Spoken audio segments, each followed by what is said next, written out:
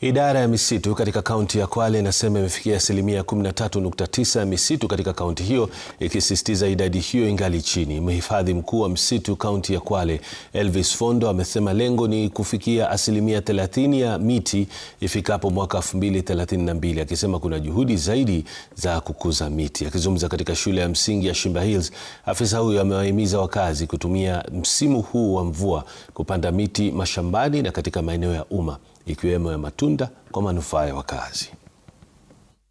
Kama Kwale, najua ya kwamba tuko chini, tuko na takriban 16% ambao tunatakana tukaweze kujizatiti na kuona ya kwamba tumeweza kuchangia.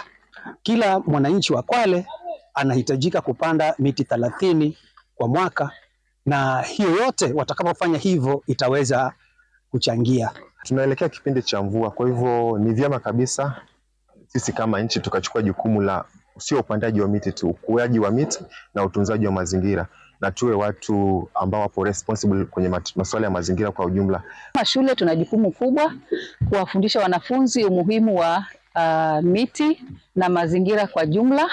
So kupitia shuleni tukiwafunza, wanafundisha wazazi wao nyumbani umuhimu wa kupanda miti, umuhimu wa kutunza miti. Miti sio forest, sio miti tu, mbali ni mapafu ya dunia hii yetu, na kwa hiyo tukipanda miti twajiletea hewa safi.